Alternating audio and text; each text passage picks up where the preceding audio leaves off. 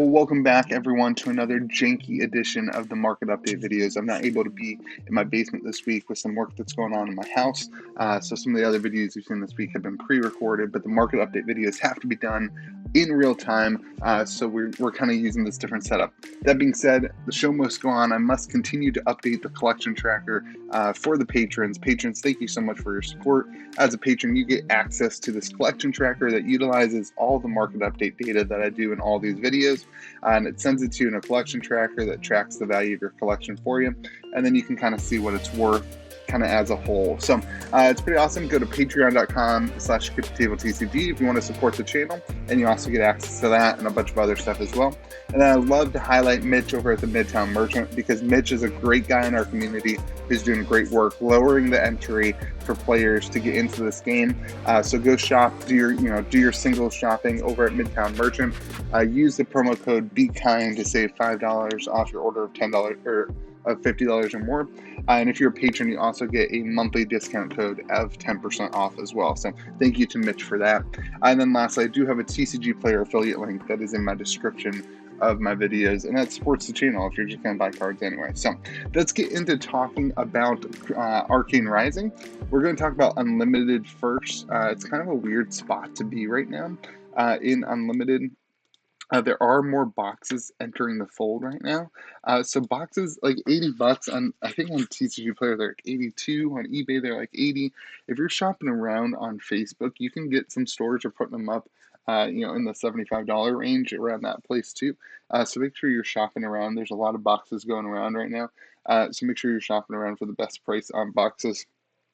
I'm going to leave them at 80 because that is what they're kind of going for on like eBay and TCG Player, and that's like kind of what we track. So as we move on to talking about the Fable, the Eye of Ophidia, again, there's some weird prices this week on things. $470 this week, but like if you look at the sold listings, like one sold for $550 and one sold for $436. Someone on Facebook that sold for $325 or something like that. $475, $500 this week. So I'm going to call it $470. It's kind of like splitting the difference on all those, other than that weird one at $325 that was way too low. A lot of new people entering the fold in Flesh and Blood right now that are kind of learning prices. So I think that might have something to do with some of the fight to the bottom. And then in addition, like I said, we are seeing a lot of boxes enter the fold. And typically we see like a $500 price tag on this card when boxes are in the market. And actually, the price this week would be the lowest price that we've kind of really ever seen since I started doing the market update videos. So $470 is the price I'm going with this week. As we get towards the legendaries, we're going to call legendaries an average of $138 this week, which is actually up 3% over last week's price. And that's interesting. One of the things that's kind of crazy to me is that the Arcane Skull Cap, it took a little bit of a dip last week and then 3 weeks ago, but it's kind of back up to like 160 or 260 now. It's kind of a crazy card that is seeing a ton of play at the competitive levels, and so it's kind of shooting up there. And then Grasp of the Arcanite 2 holding true at 140. It's interesting to see some of these legendaries not losing value, even though there's so much more product in the market. It really tells me there's a lot of players playing the game right now, which is really great to see.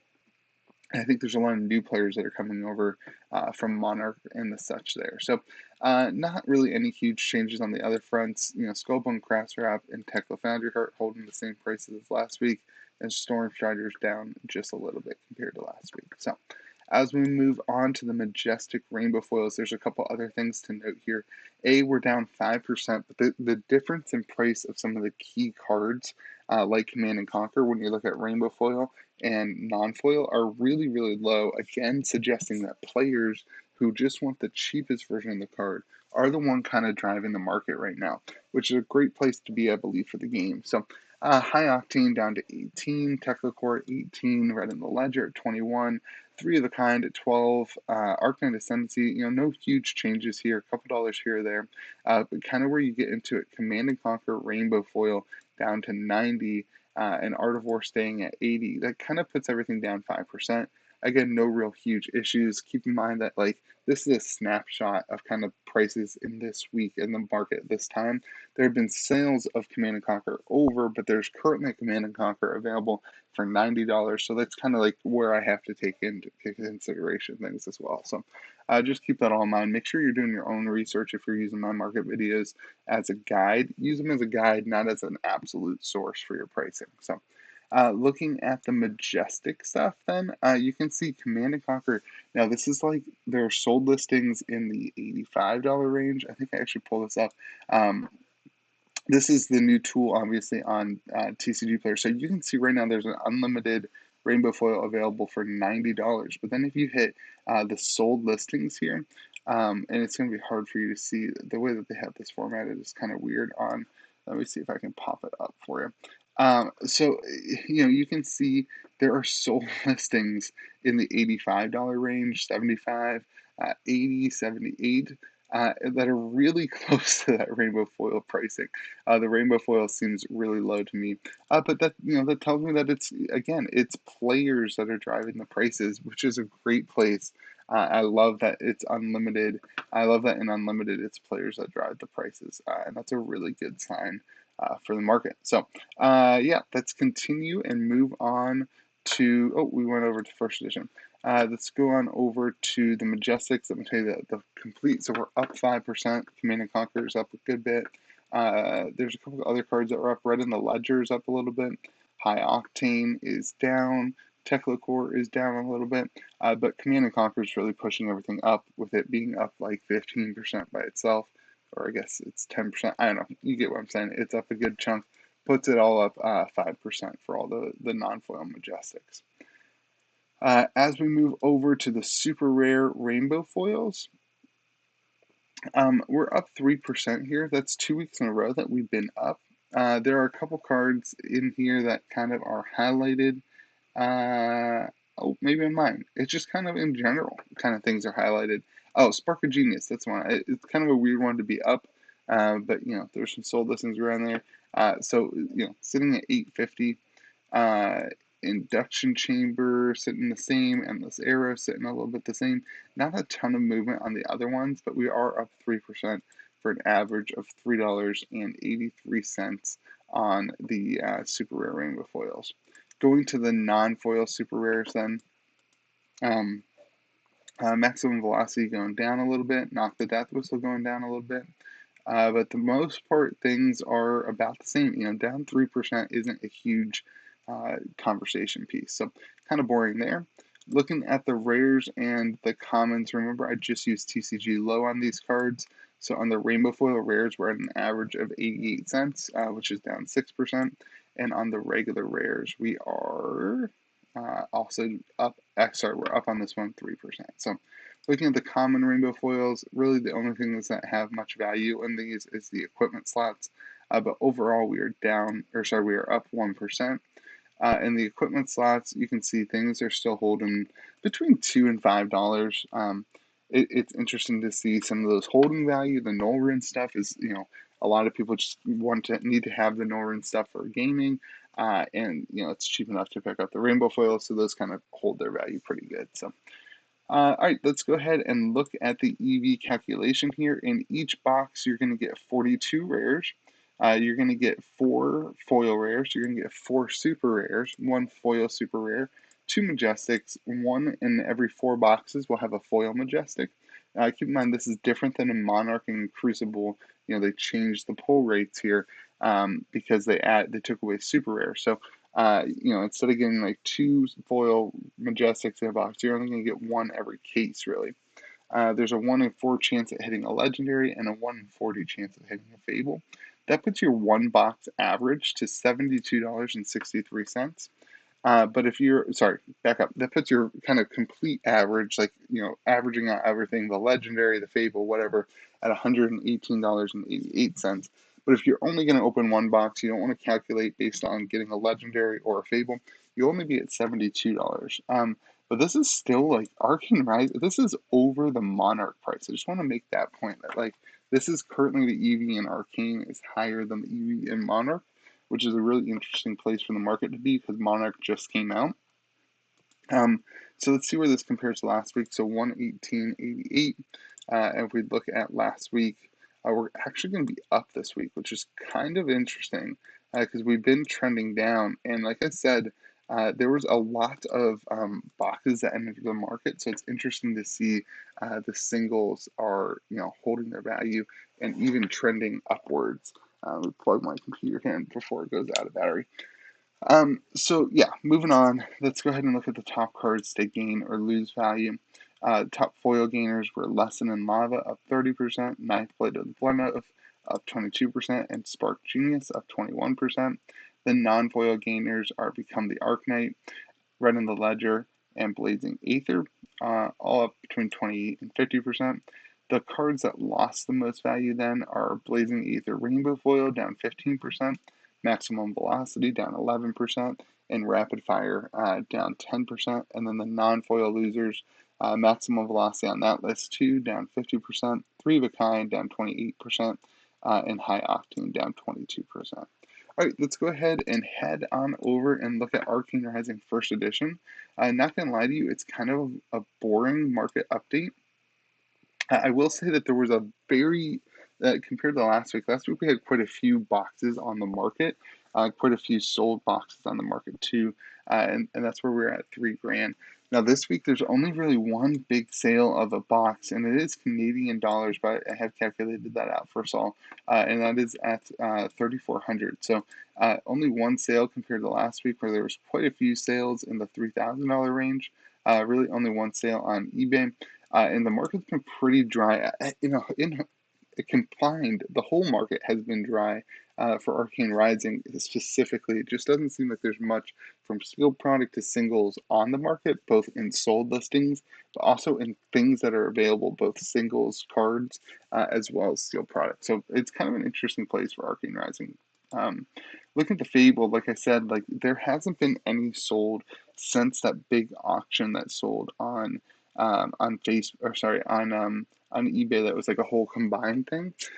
So it's kind of like take your shot in the dark. I actually talked to a couple people this week, multiple people that I reached out and said, "Hey, have you seen any like private sales of an Ibophidia?" And somebody said, "I haven't even seen any that were offered." So it's a really weird place for the market. Nobody who has these is wanting to sell them, and no one's putting out like buy offers either. So it's kind of a weird, dry place in the market for the Ibophidia. Speaking of dry, in 3 weeks, only kind of two public sales on the legendary front too. The cards just are non-existent. Like the only ones that are available right now on the market at around these prices are like LP condition with a little, some nicks here and there that not the collectors don't really want because they're not going to grade high. And so the pricing structure on these is really interesting because the market is so sparse on them, both in cards that are being offered, really like the lowest cards that are being offered are in the $4 grand mark. And so there's like none available even at the prices that you're seeing here. But that being said, there was a Grasp at Arcane that sold for $18.50. I'll show that to you right there. That was on eBay. It looked really good. I looked at close-up pictures.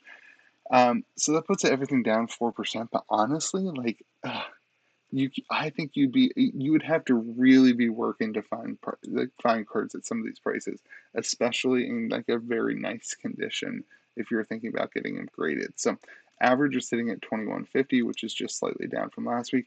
I just want to highlight here how few cards are being sold and how few cards are kind of sloshing around in the market. There's just nothing on any of the markets. eBay, Facebook, TCG Player, Discord, there's just nothing.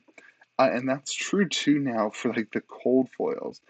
Typically, you can see some weeks I have, some weeks is scarce and some weeks is vibrant, but like this week only a few being offered, and like there's no currently available for any prices that are less than this either on any of the marketplaces. So Achilles Accelerator, why did I have this one? I think there was something that happened. Maybe one of these sold in, it was rough condition on eBay that sold for 200, but it had a huge nick in it and it was labeled as LP as well. So I'm going to leave it at the price it was last week. Like again, a near mint one would be around 300 if you can find it for sale. Crown of Economy at 375. There was one that sold on Facebook in a lot with a bunch of other cards for 600. Like the lot was 600. I think they valued it at 300, but the lot sold very, very quickly as well. So, in a lot like that, I think individually you'd be asking like 375. Mage Master boots sold for 290, and the Nolan Hood sold for 280. Other than that, really nothing on the market. There's a couple people offering a few of these cards in the 450 range, but no one's biting on them. They've been available for about a week.